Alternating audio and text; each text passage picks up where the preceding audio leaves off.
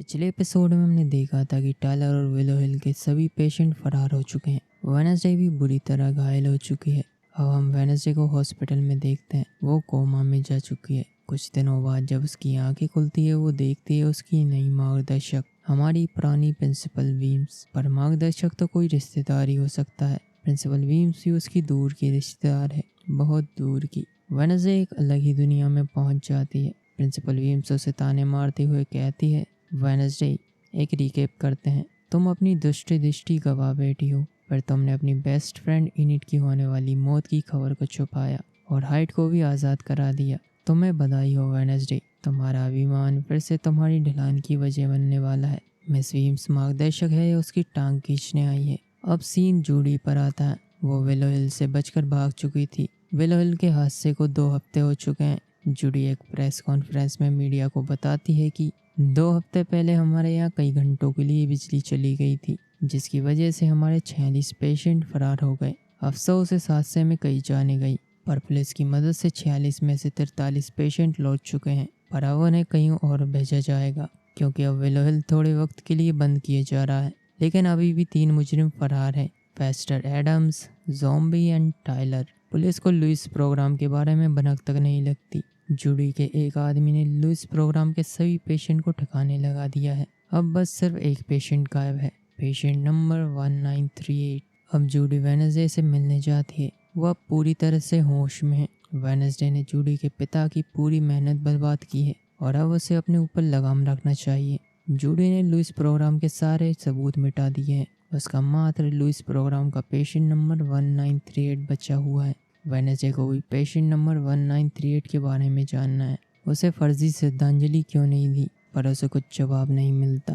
वहाँ से जाते वक्त वेडनेसडे के पास एक मैसेज आता है। वेडनेसडे और इनिट की आज रात मौत होगी। ये मैसेज टायलर का होता है। अब वेडनेसडे नेवरमोर वापस आ जाती है। वो इनिट को बताते हैं कि अपना सामान पैक करो और अपने घर लौट जाओ। टायलर हम दोनों को मारने वाला है। पर इनिट कहाँ सुनने वाली थी। उसने पहले भी टायलर को हराया है। यहाँ मिस वीम्स भी मौजूद है। इनिट उसे नहीं देख सकती। मिस वीम्स सिर्फ वेडनेसडे को ही नजर आती हैं। नेवरमोर में आज मरे हुए आउटकास्ट के लोगों को याद करने का दिन है, डे ऑफ द डेथ। सालाना परंपरा के अनुसार आधी रात को सभी नेवरमोर कब्रिस्तान की ओर अपने पूर्वजों की शान में एक जुलूस निकालेंगे और उन्हें सम्मानित करेंगे।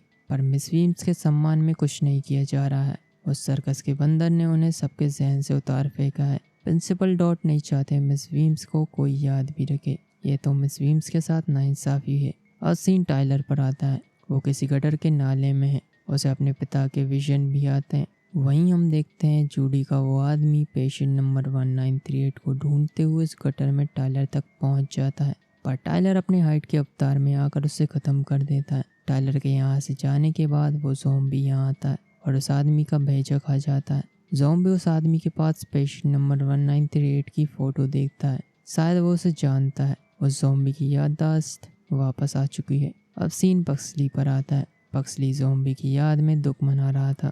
फिर उसके पिता उसका दुख बांटने के लिए ज़ॉम्बी को खोजने का डिसाइड करते हैं। अब वेडनेसडे पर आते हैं। वो उनकी म्यूजिक टीचर से मिलने आई है, क्योंकि उसे प्रिंसिपल डॉट से पता चला है कि अगर टायलर हमारे लिए खतरा है तो हमारे पास स्कूल भर के आउटकास्ट का समूह है, खासकर मिस कैप्री। वो पहले भी हाइड को संभाल चुकी हैं। एक समय पर मिस कैप्री का बॉयफ्रेंड एक हाइड हुआ करता था, बट अब वो इस दुनिया में नहीं रहा। वेडनेसडे को यहाँ हाइड से रिलेटेड कोई खास जानकारी नहीं मिलती, पर वेडनेसडे के दिमाग में एक खुरापाती विचार आता है, क्या हाइड एक नए मास्टर को अपना पाएगा। अब हम वेडनेसडे को उसकी माँ के पास देख पाते हैं। मिस वीम्स भी वहाँ मौजूद होती हैं और इस बात को मोटिशा भांप जाती है कि इस कमरे में कोई और भी मौजूद है। ऐसा एहसास तो उन्हें तब हुआ करता था जब लेडी सवीम्स आया करती थी। वेडनेसडे यहाँ मिस थॉर्नेल के नोट्स से एक हाइड को काबू करने का फॉर्मूला सीख रही है। उसकी माँ उसे उस मॉन्स्टर के पीछे जाने से भी मना करती है, पर वो अपनी हरकतों से कहाँ आवाज़ आने वाली है। अब सीन इनिट पर आता है। टायलर को रोकने के लिए उसके दिमाग में एक आइडिया आता है। वो नाइट शीट्स को इकट्ठा करती है और इस बात की खबर एग्नेस को भी लग जाती है। एग्नेस को पता चल गया, मतलब ये बात वेडनेसडे तक पहुंच गई और होता भी ऐसा ही है। वेडनेसडे को पता चल ही गया तो अब वो साथ मिलकर एक प्लान बनाते हैं। टायलर जो करेगा आज ही करेगा, जुलूस के दौरान। पर वेडनेसडे के पास एक प्लान है उसे काबू करने का। फिर वेडनेसडे थिंग के साथ केमिस्ट्री लैब जाकर वो केमिकल फार्मूला तैयार करने लगती है। मिस वीम्स उसका मार्गदर्शन उसकी खुरापाती खोपड़ी खाकर करती है। एक तरफ हमें पता चलता है कि पेशेंट नंबर 1938 वो ज़ॉम्बी और टायलर, इन तीनों का कोई तो रिलेशन है। दूसरी तरफ हम देखते हैं पक्सली और उसके पिता उस ज़ॉम्बी को खोज रहे हैं, पर वो ज़ॉम्बी पिलग्रिम वर्ल्ड में चल रहे एक सर्कस में जा पहुंचा था और वहाँ भी एक आदमी का भेजा खा लिया। पुलिस को खबर लग जाती है और पक्सली को भी पता चल जाता है। वो ज़ॉम्बी इंसानों जैसे दिखने लगा था, उसका दिमाग उसे जिंदा कर रहा था। पक्सली उससे मिलता है और उसे वहाँ से भागने में भी मदद करता है। पुलिस के हाथों कुछ नहीं लगता।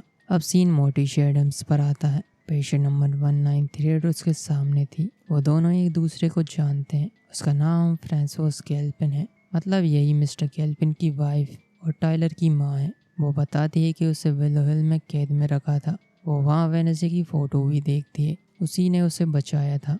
वो मोर्टिशिया से टायलर को ढूंढने में मदद मांगती है, वो भी विलो हिल से भागा था। अब रात का समय हो गया है, जुलूस निकाला जा रहा है, टायलर भी आ चुका है। वेडनेसडे नाइट शेड्स के साथ अपने प्लान के मुताबिक टायलर को अपने जाल में फंसाते हैं। वो उसे अकेले में किसी खंडर में ले आते हैं। उसके सामने नाइट शेड्स होते हैं, पर वेडनेसडे नहीं। टायलर अपने असली रूप में आ जाता है। वेडनेसडे उसके पीछे से एक इंजेक्शन के साथ उसके करीब बढ़ रही थी। हाइड समझ जाता है और वेडनेसडे को दूर फेंक देता है। जैसे ही एजेक्स अपनी शक्ति इस्तेमाल करता है, वो उसे भी दूर फेंक देता है। फिर वो यूनिट की ओर बढ़ने लगता है, पर वेडनेसडे अपनी बातों से उसे अपनी ओर खींच लेती है। तभी वहाँ एक और हाइड आ जाता है और टायलर पर वार होता है। ये दूसरा हाइड और कोई नहीं बल्कि टायलर की माँ होती है। मोर्टिशिया और फ्रांसोस ने तय किया था कि वो टायलर को अपने साथ लेकर चेरी को छोड़ देंगे। टायलर की माँ टायलर को लेकर यहाँ से चली जाती है और यहाँ डे ऑफ द डेथ का कार्यक्रम भी अच्छे से पूरा हो जाता है। अब सीन कट होकर ऑफिलिया हॉल में आता है। वेडनेसडे अपनी नॉवल लिख रही है। अतीत अब फिर लौट आया है और जब अतीत सताता है तो वो वर्तमान में अपने कर्मों का हिसाब करता है। यहाँ हमें पता चलता है कि उस ज़ॉम्बी का नाम आइजैक है। वो एक और इंसान को अपना शिकार बना लेता है और वो होती है जूडी। वो जूडी को जानता था और उससे अपना हिसाब बराबर करने आया था। जूडी का भी यहाँ दी एंड हो जाता है। टायलर और उसकी माँ भी अब मिल चुके हैं। क्या फ्रांसोस अपना वादा निभाएगी और चुपचाप यहाँ से चली जाएगी, या उसका इरादा कुछ और ही है? यूनिट भी अभी तक सुरक्षित है, पर यहाँ उसे हम बिना अपनी मर्जी के वुल्फ अवतार में बदलते हुए देखते हैं और सीन यही कट होता है। तो वीडियो कैसी लगी कमेंट में बता सकते हो या लाइक भी कर सकते हो। फिलहाल मैं चलता हूँ और मिलते हैं अगले एपिसोड में। तब तक के लिए देखते रहिए।